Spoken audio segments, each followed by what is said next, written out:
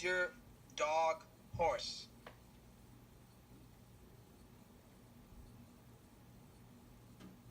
Brave woman. 450 volts. Okay. What now? I'm at the end of 450 volts. Continue, please. The last switch again. Yeah, but he could be dead in there. The experiment requires that you continue. Go on, please.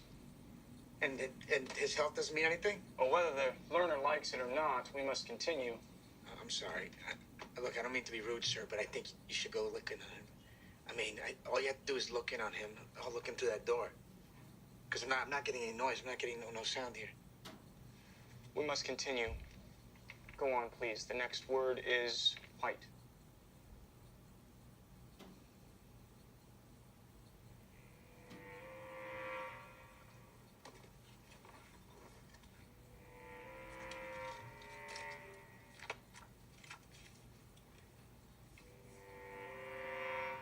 White, cloud, horse, rock, house. White horse. 450 volts again.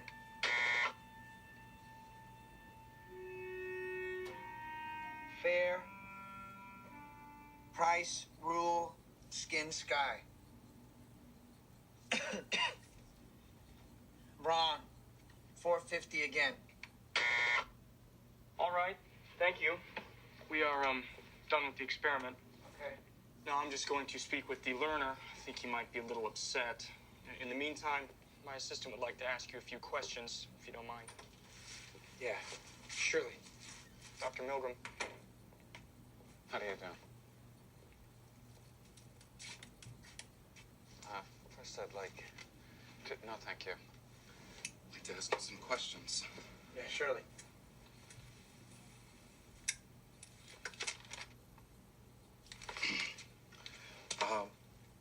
Why did you give him, the man in the other room, the learner, the shocks? Well, as you can see, I wanted to stop because each time he gave him a shock, the guy hollered. Did it sound as if he was in pain? Yeah. Did he say he wanted you to stop the experiment? Yes. Did he have a right to stop the experiment? I don't know. Why didn't you stop at that point when he asked you to stop? Why didn't I stop? Well, because he told me to continue. Why did you listen to that man and not the man in pain?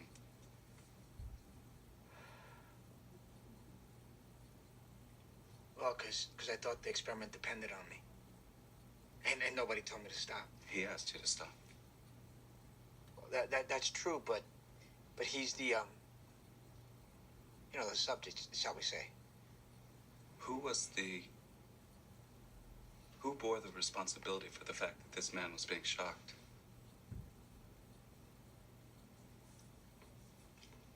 I don't know.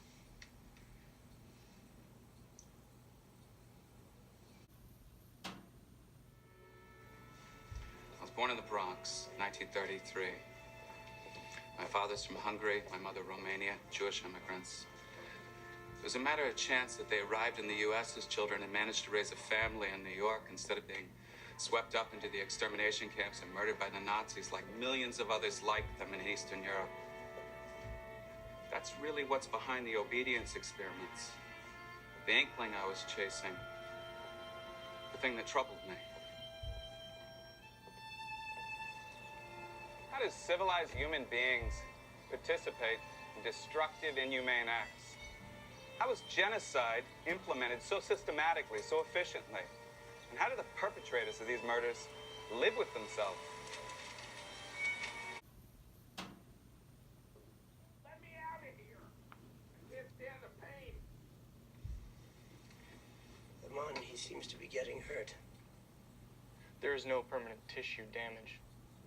Yes, but I know what shocks do to you. I'm an electrical engineer. I have had shocks.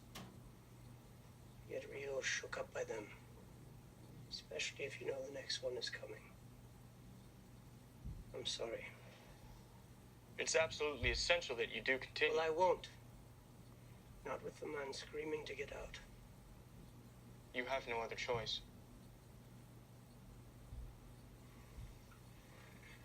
Why don't I have a choice? I came here on my own free will. I thought I could help in a research project. But if I have to hurt somebody, if I was in his place, no, I can't continue. I've probably gone too far already. I'm very sorry.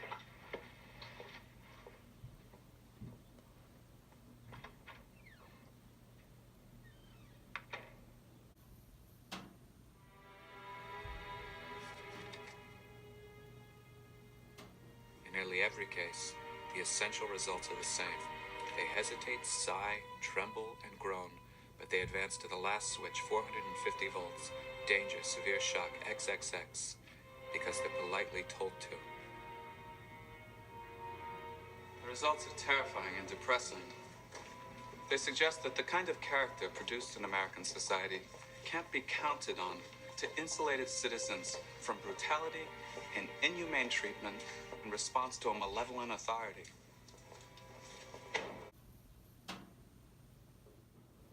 Eichmann, architect of the Holocaust, responsible for the deportation and murder of millions of Jews, escaped to Argentina after World War II. He was living with his family under the name Ricardo Clemente, an employee of Mercedes-Benz, when Israeli Mossad agents captured him in 1960 and brought him to trial. Complete the translations. I beg to submit a translation into the German of our number 887. Eichmann didn't deny his crimes, showed no trace of guilt or remorse, said he was merely a transmitter. I never did anything great or small without express instructions from my superiors.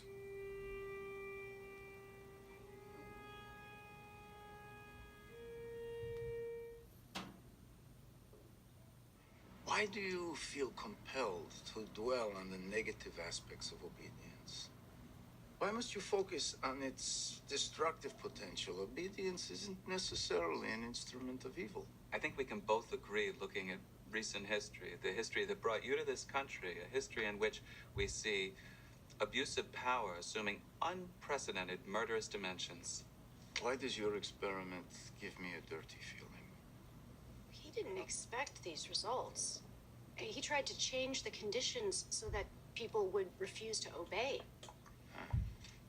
We met in the library. Oh, him, not him.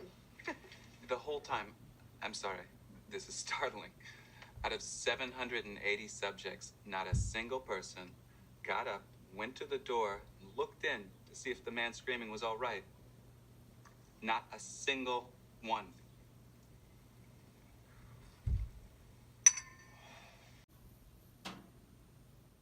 Found it, page 10.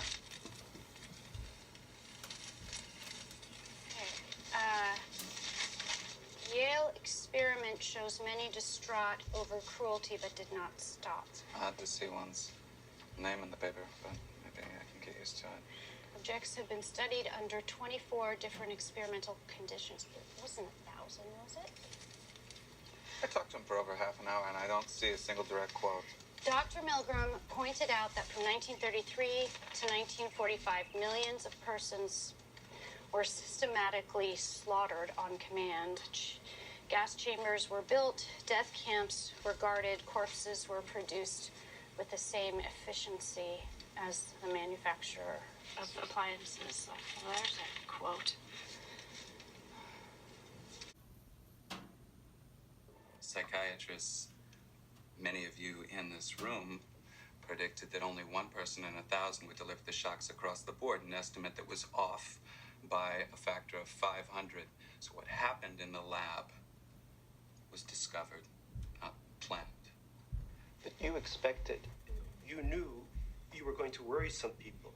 Stress, in fact, was a part of it. Well, every Extreme stress. every experiment is a situation where the end is unknown, indeterminate, something that might fail. The indeterminacy is part of the excitement. Ethics, the undertow of ethics. I wanted to ask a question. a series of questions about the psychological function of obedience, the conditions that shape it, the defense mechanisms it entails, the emotional forces that keep a person obeying. As someone with pretensions as a moral educator, let me suggest that science must enhance our moral personhood, not diminish it.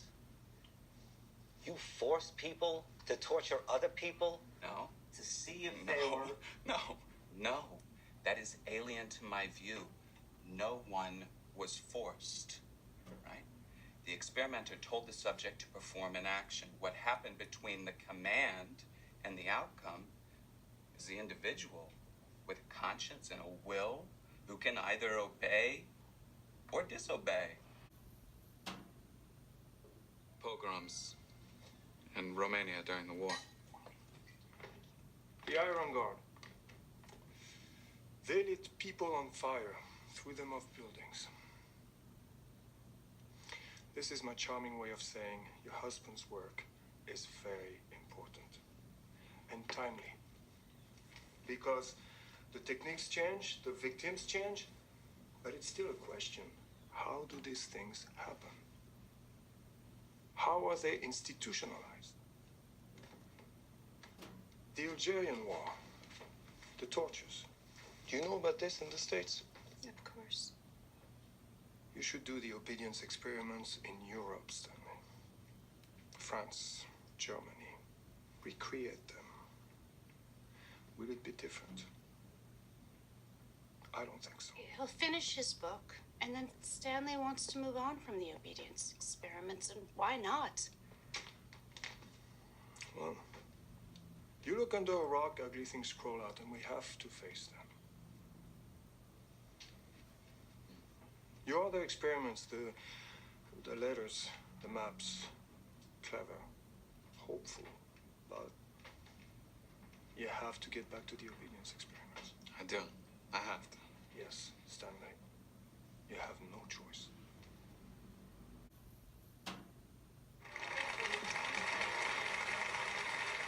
My next guest is Professor of Psychology at the Graduate Center, the City University of New York. He's written a fascinating book, a disturbing book, Obedience to Authority, an Experimental View, just published by Harper & Row.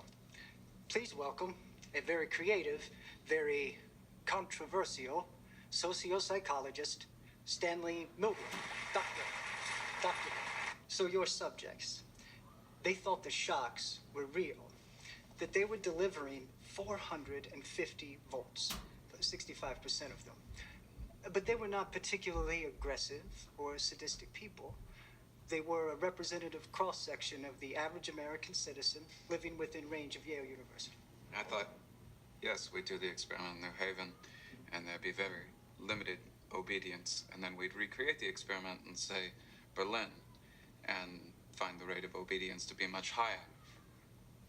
Saved a bit on airfare, didn't you? So, let me get this straight.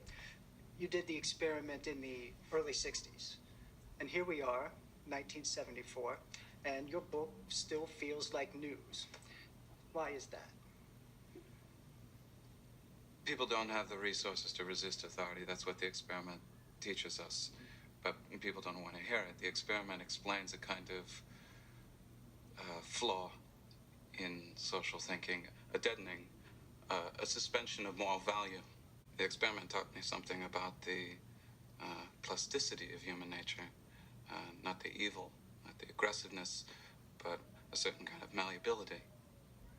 65% of volunteers were obedient. That left 35% who recognized a moral breach, took responsibility for their actions, and resisted. There is no permanent tissue damage. That's your opinion. If he doesn't want to continue, I'm taking orders from him.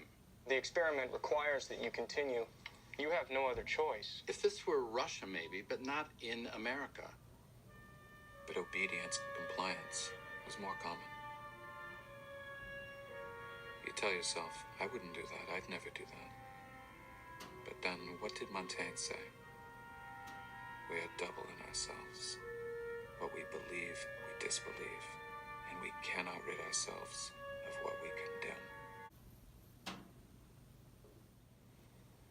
was a time, I suspect, when men and women could give a fully human response to any situation, when we could be fully absorbed in the world as human beings.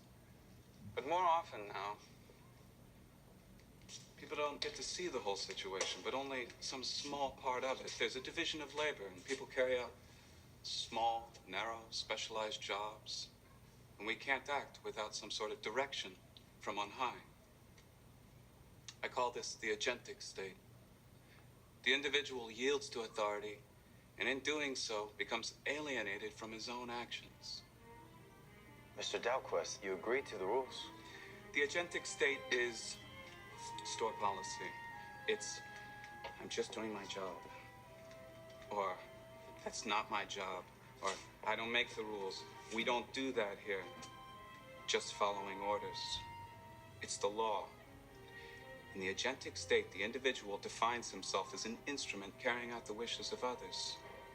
A soldier, a nurse, an administrator, an actor, a corporate employee, or even, yes, academics and artists. Please, continue. The person has a choice. He or she chooses to become agentic. But once you assume the role, it's almost impossible to go back. Continue, please. We always asked, is there anything the man could have said to stop you from administering the shocks? And they would always say, no, I don't think so, no. No one can truly know what they might or might not do when presented with the demands of a particular situation. In 2008, a professor at Santa Clara University replicated the obedience experiments and got roughly the same results. Over 60% of volunteers delivered the full shocks. In 2010, the experiments were duplicated on a French reality TV show, Le Jeu de Mort, the Game of Death. Participants were egged on by a live studio audience. Over 80% went all the way.